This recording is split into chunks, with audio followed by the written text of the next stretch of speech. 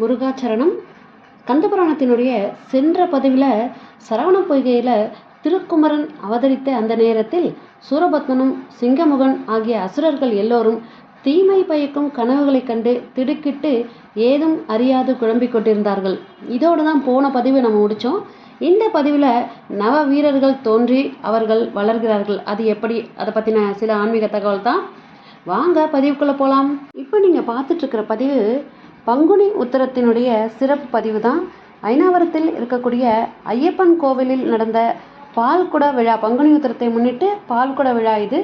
அந்த பதிவை நீங்கள் பார்த்துக்கிட்டே என்னுடைய இந்த ஆன்மீக தகவலையும் கேட்டுக்கிட்டு நான் இந்த பதிவை ஆரம்பிக்கிறேன்.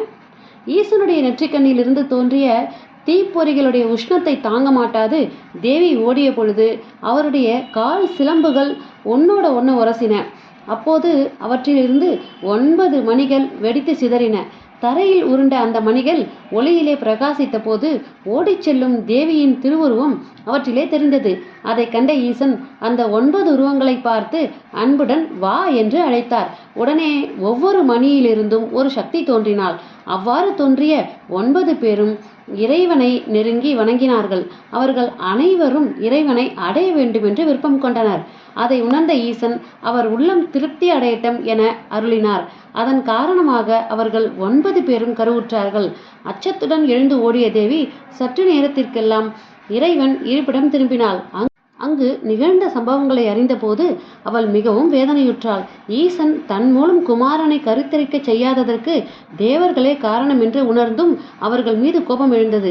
தேவர்கள் தங்கள் மனைவியரிடத்தில் புத்திரர்களை பெறாது போகட்டும் என சபித்தாள்.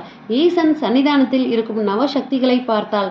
அவர்கள் தேவியின் திருவடிவத்தோடு தோன்றினாலும் கருவுற்றிருந்தபடியால் தேவிக்கு மாறுபட்டு காணப்பட்டார்கள். அவர்கள் மீது இறைவியின் கோபம் பாய்ந்தது. என்னை போன்று தோற்றம் கொண்டிருந்தாலும் என்னிலும் மாறுபட்டு கருவுடன் இருப்பதால் நீங்கள் நெடுங்காலம் இச்சூழலுடன் வருந்துவீர்களாக அப்படின்னு சாபம் கொடுத்துடுறாங்க. அந்த சாபத்தை கேட்டதும் அவர்கள் நடுநடுங்கி போய்விட்டனர். அவர்களுடைய உடல் வியர்த்து கொட்டியது. அந்த வியர்வையிலிருந்து 1,00,000 வீரர்கள் தோன்றி ஈசனை வணங்கினார்கள். இறைவன் அவர்களை பார்த்து மலர்ந்த முகத்தோடு, நீங்கள் அசுரர்களை அழிக்க வந்த நம் குமாரனுக்கு படை வீரர்களாக ஆவீர்கள் என்று திருவாய் மலர்ந்தார்.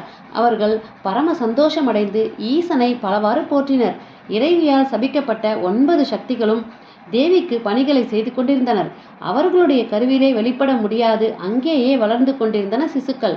அவர்களுடைய பாரத்தை தாங்க மாட்டாது நவசக்தியர்களும் வருந்தினர். நவசக்திகள் 9 பேரும் கர்ப்பத்தின் பாரம் தாங்காது வருந்துவதை கண்ட இறைவன் பார்வதியை பார்த்து, தேவி, இவர்கள் பட்ட கஷ்டங்கள் போதும், இவர்கள் விஷயத்தில் நீ மனம் இறங்க வேண்டும் என்று தெரிவித்தார். தேவியும் அவர்கள் படும் கஷ்டங்கள் கண்டு மனம் இறங்கியவளாய் அவர்கள் பிரசவிக்கலாம் அப்படின்னு சொல்லிடுறாங்க. தேவியின் அருளால் 9 பேரும் நவ வீரர்களை பெற்றெடுத்தனர். மாணிக்கவல்லியினிடத்தில் வீரபாகுவும், முத்துவல்லியிடத்தில் வீரகேசரியும், புஷ்பராகவல்லியிடத்தில் வீரமகேந்திரனும், கோமேதகவல்லியிடத்தில் வீரமகேஸ்வரனும், வைடூரியவல்லியிடத்தில் வீரபுரந்தரனும், வஜ்ரவல்லியிடத்தில் வீரராட்சசனும், மரகதவல்லியிடத்தில் வீரமார்த்தாண்டனும், பவழமல்லியிடத்தில் கூராந்தகனும், இந்திரநீலவல்லியிடத்தில் வீரதீரனும் தோன்றினார்கள். முன்னர் நந்திதேவர் பூமியில் அவதரித்தார் போல் அவர்கள் தங்கள் தாய்மாருடைய நிறம் கொண்டு பொன்னாடை அணிந்தவர்களாய் பல நாட்கள் வளர்ந்த அவயங்களை உடையவர்களாய் பிரம்மனை போல நாபியின் வழியே தோன்றினார்கள். அவர்கள் 9 பேரும் ஈசனை நோக்கி, இவர்கள் அறிவிலும் ஆண்மையிலும் சிறந்தவர்கள், தமது புதல்வர்கள் ஆவார்கள் அப்படின்னு சொல்றாங்க. தேவியும் அவர்களுக்கு அருள் புரிந்தாள். பின்னர் ஈசன் அவர்களை அழைத்து ஒவ்வொருவருக்கும் பிரகாசிக்கும் வாளாயுதத்தை கொடுத்து, குமாரர்களே, இங்குள்ள 1,00,000 வீரர்களோடு உங்களுக்கு தலைவனாக விளங்கும் ஆறுமுகனை விட்டு நீங்காது அவனுக்கு பணி செய்து வருவீர்களாக அப்படின்னு சொல்லிடுறாரு. நவ வீரர்களும் ஈசனை பணிந்து ஆசி பெற்று வீரர்களுடன் ஆறுமுக பெருமான் இருப்பிடம் சென்று அவருடைய பணிகளை சிரத்தையுடன் கவனித்து வரலாயினர். நவசக்திகளும் முன்பு போலவே தேவியுடன் இருந்து அவளிட்ட ஏவல்களை எல்லாம் முடித்து வந்தார்கள். கந்தபுராணத்தினுடைய அடுத்த பகுதி நாளைய பதிவில் வெளிவரும். இந்த பதிவு உங்களுக்கு பிடிச்சிருந்ததுன்னா இந்த பதிவுக்கு ஒரு லைக் கொடுத்துட்டு உங்கள் ஃப்ரெண்ட்ஸ் அண்ட் ஃபேமிலிக்கு ஷேர் பண்ணி பாருங்கள். இந்த பதிவு பிடிச்சிருந்ததுன்னா இந்த பதிவுக்கு ஒரு லைக் கொடுத்துருங்க. நன்றி, வணக்கம். வெற்றிவேல் முருகனுக்கு அரோகரா.